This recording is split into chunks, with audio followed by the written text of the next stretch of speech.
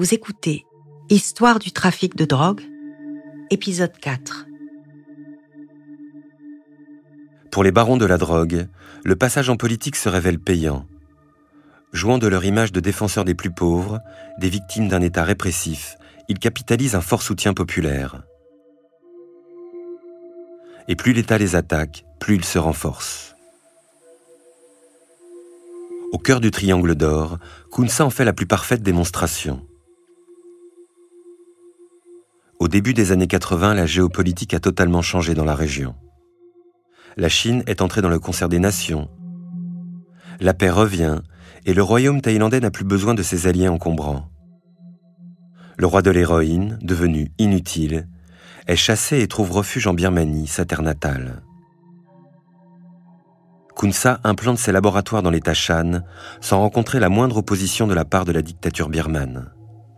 Il a dû les payer, donner de l'argent au commandant de l'armée dans la région. Tom Kramer, politologue au Transnational Institute en Birmanie. Il est difficile d'apporter des preuves, évidemment, mais si l'on regarde la façon dont les choses se sont développées au cours des années, il est assez évident qu'il y a eu des petits arrangements. Il a essayé de nouer des relations avec les généraux de l'armée birmane, les commandants. Kwensai Jayen, ancien traducteur de Kunsa en Thaïlande. Et ils sont devenus amis. La dictature birmane est l'une des plus répressives au monde. En 20 ans de pouvoir, les militaires ont appauvri le pays et provoqué le soulèvement de dizaines de minorités. En faisant de Kunsa leur allié, les généraux birmans s'achètent la paix dans l'État Shan, un quart du pays. Kunsa leur offre ce qui compte le plus à leurs yeux, la stabilité dans une région en permanente rébellion.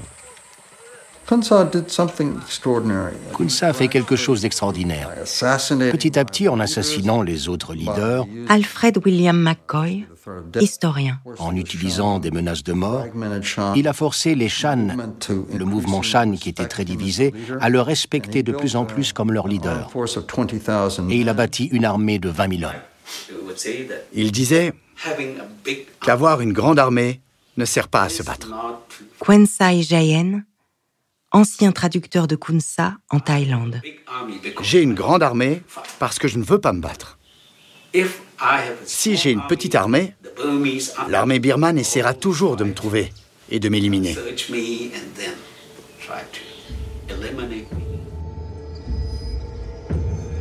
L'armée birmane n'attaquera pas Kunsa. Et Kunsa pourra continuer à se présenter comme le grand défenseur de son peuple, les Shan, tout en faisant tourner à plein ses nouveaux laboratoires. Kunsa inonde le monde d'héroïne et vend sa drogue à prix cassé.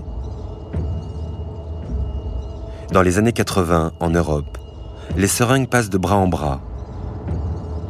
L'addiction et le sida se répandent, semant la mort. Vers 1981, la Birmanie produisait environ 500 tonnes d'opium par an. Alfred William McCoy, historien. En 1989, elle en produisait 2500, une augmentation de 500%. Probablement la croissance la plus rapide que l'on ait jamais vue dans l'histoire de la production d'opium. À des milliers de kilomètres de là, en Sicile.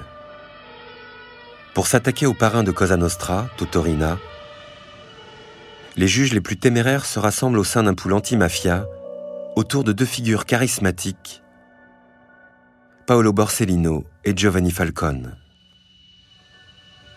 Un jour, il m'a dit cette phrase. Tu sais, Giuseppe, la drogue ne laisse pas de traces. Giuseppe Ayala, magistrat. Tu tombes sur un flagrant délit et tu saisis, ou rien. Mais l'argent laisse des traces. Il était évident qu'il fallait s'attaquer au patrimoine des mafieux. On va s'intéresser aux flux financiers. Donc lui va vraiment, avant même qu'il y ait une législation anti-blanchiment, essayer de suivre l'argent sale et attaquer, entre guillemets, les mafieux au portefeuille. Clotilde Champérache, économiste du crime organisé. Donc il va effectivement mener des enquêtes financières très poussées, ce qui va dire qu'il va aussi apprendre énormément du fonctionnement des marchés financiers, des systèmes bancaires, du secret bancaire. Le juge Falcone suit la piste financière dans les paradis fiscaux, en Suisse, au Panama, à Guernesey, et lance plus de 20 000 investigations bancaires. La méthode Falcone, suivre l'argent, traverse l'Atlantique. Aux États-Unis, le juge noue des liens avec le FBI pour traquer la Pizza Connection. Étant donné qu'il n'y avait jamais eu d'enquête de ce type, les mafieux faisaient des chèques en toute tranquillité. Giuseppe Ayala, magistrat. J'ai vu passer des chèques d'1 milliard de lire. Parce qu'ils étaient sereins. Personne avant n'était allé chercher dans les banques. En 1983, l'un des plus grands parrains de Cosa Nostra, Tommaso Buscetta, est arrêté au Brésil. Le juge Falcone le rencontre et, chose folle, le mafieux brise l'omerta.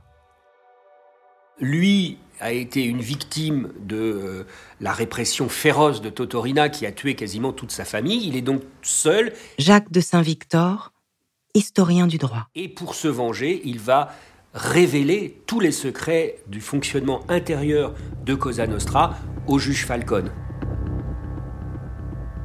Le témoignage de Tommaso Buscetta accélère les enquêtes financières de Falcone et du FBI. Une vague d'arrestations permet l'ouverture des 2 plus grands procès jamais intentés contre la mafia. Le maxi-procès de Palerme et celui de la Pizza Connection. En Sicile, 450 suspects sont sur le banc des accusés. Au terme de 2 ans de procès, le verdict tombe. 360 condamnations. Un total de 2500 années de prison. Totorina, en cavale, est condamné à perpétuité. À New York, les patrons de la Pizza Connection et leurs associés tombent également. On n'a jamais saisi ne serait-ce qu'1 gramme d'héroïne. Tout a été reconstruit grâce à la coopération internationale et les virements bancaires. S'il n'y avait pas eu Falcone, toute cette enquête n'aurait pas pu être menée. Grâce à Falcone, les termes blanchiment d'argent sale et compte offshore entrent dans le langage courant. Le juge italien vient de trouver l'arme fatale qui peut briser tous les trafics, traquer l'argent là où il est, dans les banques. Cela fait bien plus peur aux trafiquants que l'élimination de leur chef. Jérémy McDermott, journaliste à Inside Crime en Colombie.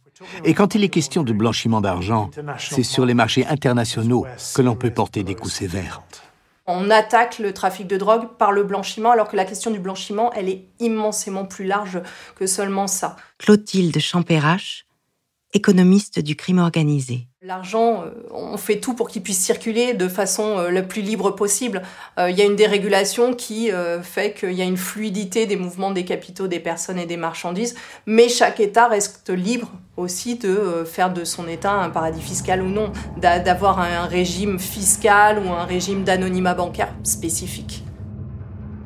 Mais en ces premières années de mondialisation financière, aucun État ne peut se permettre de toucher au fondement du système.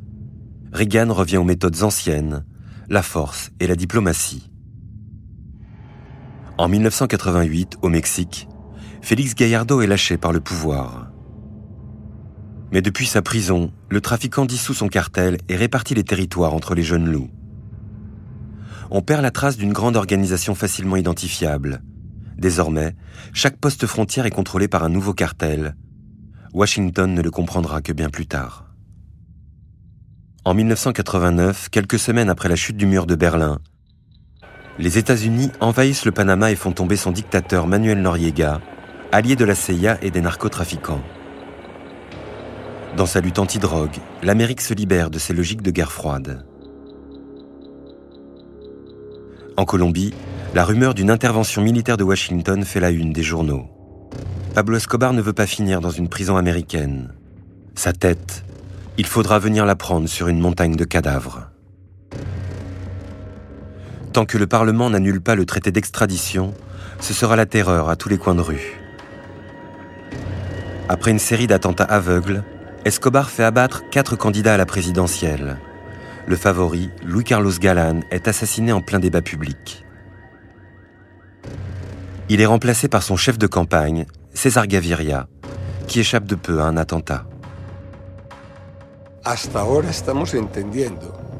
Jusqu'à aujourd'hui, il nous est difficile de comprendre la gravité des défis qui se présentaient à nous à cette époque.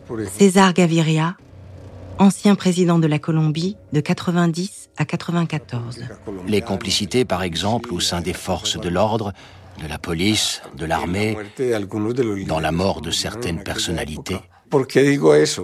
Pourquoi est-ce que je dis cela ? Parce que quand on regarde ces complicités, On se rend compte du peu de contrôle que nous avions sur le pays. Les cartels avaient fait de la Colombie un véritable enfer. Élu président de la Colombie, César Gaviria occupe l'un des postes les plus dangereux au monde. Pour arrêter le carnage, il négocie les conditions d'une paix avec Escobar. En échange de son arrestation, il lui promet de réviser la Constitution et d'en retirer le traité d'extradition. Le défi était immense. Il s'agissait de trouver une réponse qui ne soit pas autoritaire, mais démocratique, à une crise d'une violence terrible. Le 19 juin 1991, le patron du cartel de Medellín se rend. Dans le salon de sa prison dorée, décoré à son goût, Pablo Escobar a accroché son propre avis de recherche lancé par la DEA. Mais Escobar ne reste pas dans son palace bunkerisé. Très vite, il sent qu'il perd la main sur le trafic et s'évade. Ses concurrents et ses associés qui ont profité de son absence vont unir leurs forces pour le faire tomber. Les criminels se rapprochent de la police colombienne. Grâce à leurs tueurs et à leurs informateurs, la traque des policiers progresse rapidement. C'est un très grand risque qui a été pris. Et c'est une chose que j'ai toujours questionnée dans cette lutte contre les drogues. Que pour en finir avec un trafiquant, l'État s'allie avec son ennemi.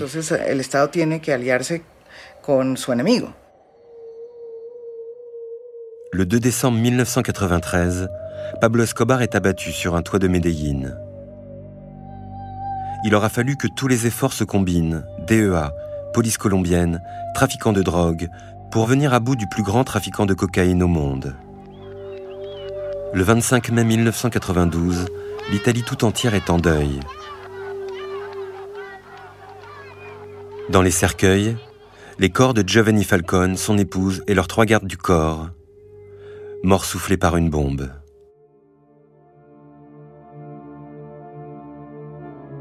Derrière ce crime mafieux, la foule voit la responsabilité du système politique qui a toujours protégé Cosa Nostra. À son tour, le juge Paolo Borsellino meurt dans un attentat à Palerme. On attend toujours les réponses, on ne sait pas. Et il y a des éléments aussi qui n'ont pas été révélés, des archives qui ne sont pas encore dévoilées. Clotilde Champérache, économiste du crime organisé. Mais c'est certain que dans les attentats contre Falcone et Borsellino, il y a rien que la quantité d'explosifs, ça aurait été difficile pour la mafia, même avec ses connexions, d'avoir accès à autant d'explosifs sans que ça se voie. Ça fait quand même beaucoup de zones d'ombre. Voilà. Proche des 2 juges italiens, des enquêteurs du FBI viennent en renfort avec des techniques nouvelles. Pour la première fois en Europe, on relève les empreintes ADN sur les lieux des attentats. Plus de 1000 personnes sont arrêtées. La stratégie de Totorina se retourne contre lui.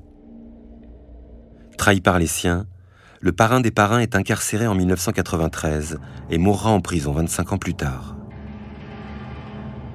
Cosa Nostra est fragilisée par les arrestations et les repentis. La mafia sicilienne est écartée des réseaux de la drogue et replonge dans l'invisibilité. Pour Cosa Nostra, l'ère des barons s'achève ici. Il ne reste qu'un seul grand baron encore en place, Kunsa. Mais le roi de l'héroïne vient de franchir la ligne rouge. En 1993, il proclame l'indépendance de l'État Shan. La junte militaire déploie immédiatement ses troupes contre lui. Kunsa n'a plus le choix, il négocie sa reddition. En 1996, le roi de l'héroïne, déchu, obtient la garantie de profiter d'une retraite paisible, entouré des siens. Il était sans doute l'un des plus grands barons de la drogue. Alfred William McCoy, historien. Pourtant, quand il est tombé, la chute du plus grand baron de l'histoire a eu très peu d'impact sur le trafic.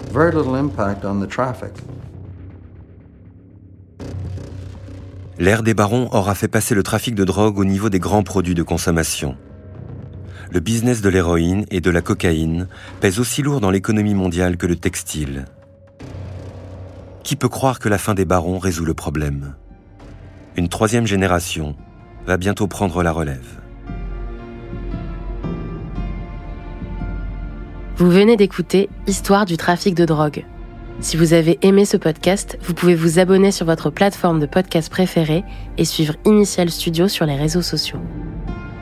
Histoire du trafic de drogue est un podcast coproduit par Initial Studio et Yami 2, adapté du documentaire audiovisuel éponyme produit par Yami 2, écrit et réalisé par Julie Lerat et Christophe Bouquet. Production exécutive du podcast, Initial Studio. Production éditoriale, Sarah Koskiewicz et Louise Nguyen. Montage, Camille Legras. Avec la voix d'Emmanuel Yacoubi.